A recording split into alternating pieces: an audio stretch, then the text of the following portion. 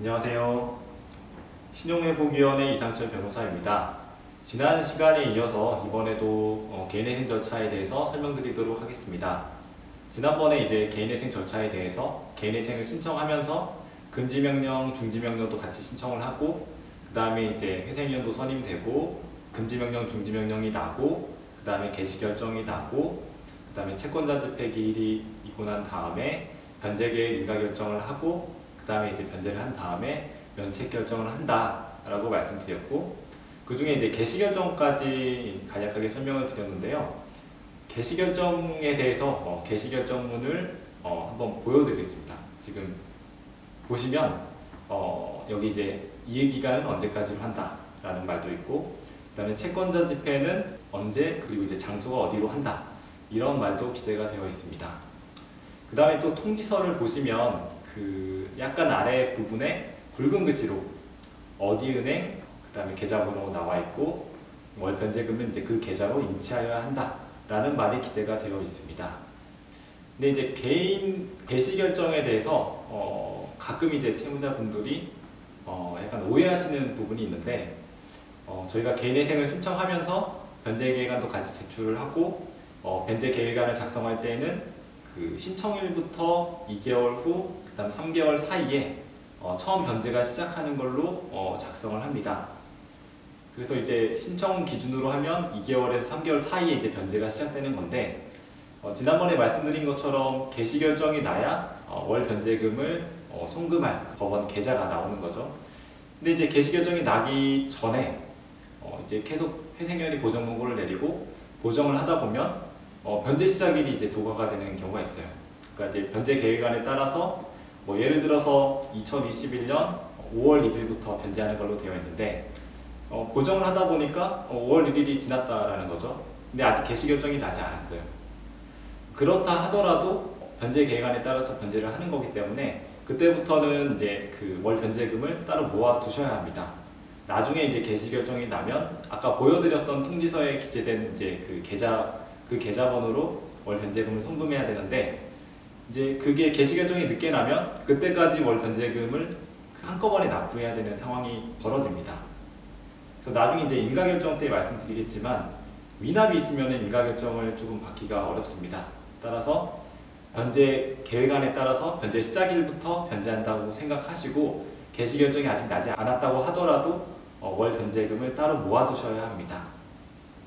그리고 법원이 개시 결정을 하면 채권자들에게도 그 변제 계획안, 그 다음에 채권자 목록, 뭐 개시 결정 통지서 이런 것들을 보내줍니다. 그래서 이제 아까 보여드렸던 개시 결정문에 이해 기간은 언제까지로 한다라는 말이 있는 것처럼 채권자가 그 기간 안에 서면으로 이의 신청할 수 있는 기회도 주고, 그 다음에 채권자 집행 기일에도 채권자가 출석해서 이의를 진술할 수 있는 기회를 부여합니다.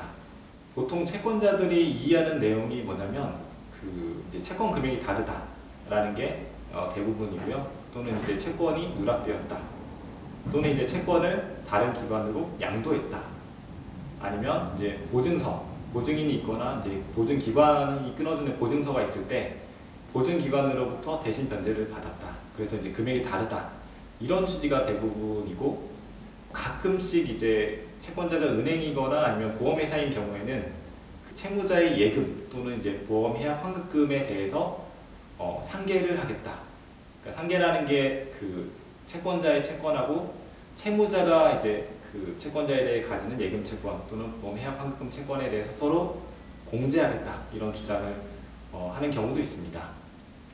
이렇게 개시 결정 다음 절차가 채권자 집행인데요. 채권자 집행 기일에는 채무자가 출석을 해야 됩니다. 만약 정당한 사유 없이 채무자가 불출석을 하게 되면 개인회생 절차가 폐지될 수도 있습니다. 물론 딱 한 번 불출석했다고 해서 바로 폐지하거나 그렇지는 않고요.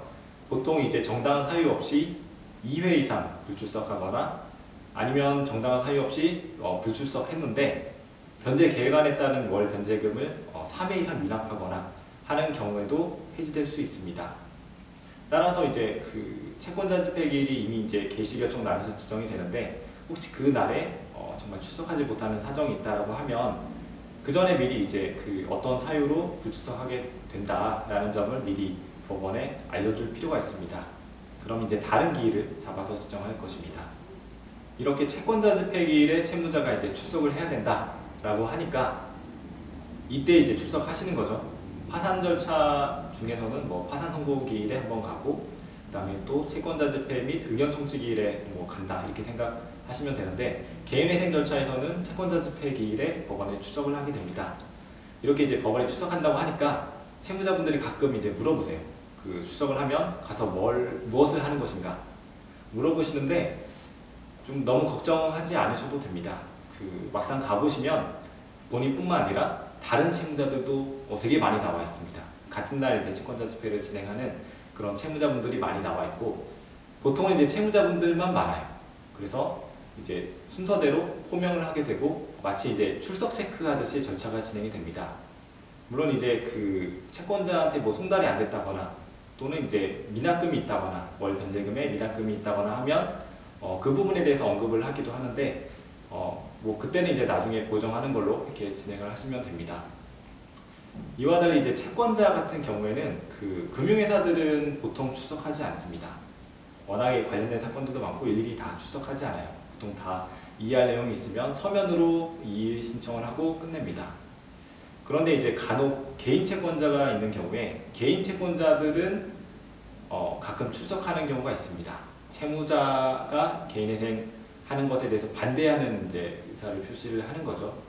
또 하소연하시기도 하고, 아무튼 이제 가끔 이렇게 출석을 해서 뭔가를 이의를 진술을 하는데, 그렇게 되면 그 채권자의 이의 진술에 대해서 답변을 하시거나 아니면 답변서를 제출해야 됩니다. 그러다 보면 이제 절차가 조금 지연이 되는 거죠.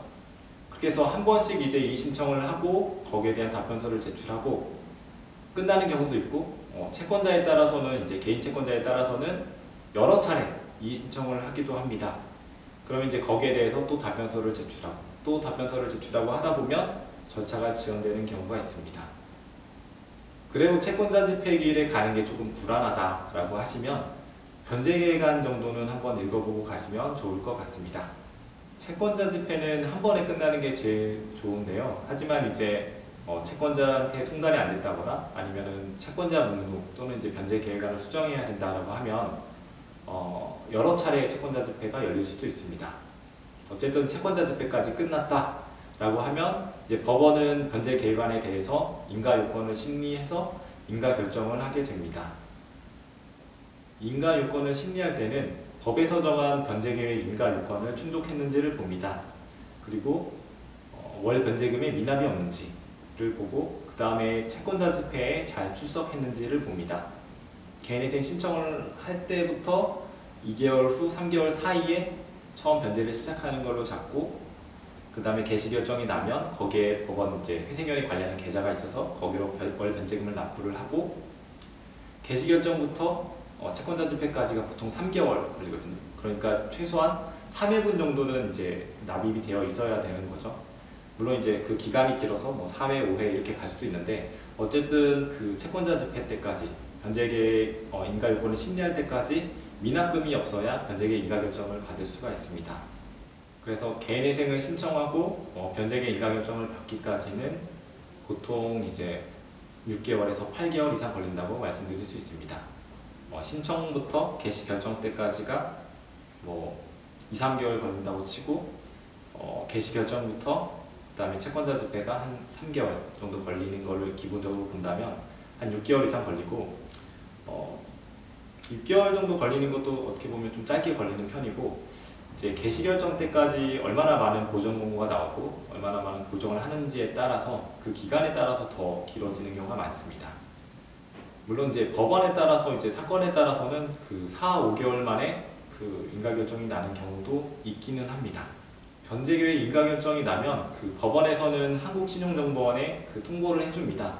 그러면 그 전에 이제 신용정보상에 연체 정보가 있던 것들이 해제가 되고 변제계획 인가 결정 정보가 등록이 됩니다. 이게 공공정보라고 해서 등록이 되는데, 그 기간은 이제 변제 기간 동안 등록이 됩니다. 그래서 실무상 나중에 이제 면책 결정을 받으면 그때 이제 법원에서 또 한국신용정보원에 통보를 해서 그 공공정보 등록됐던 것들이 해제가 됩니다.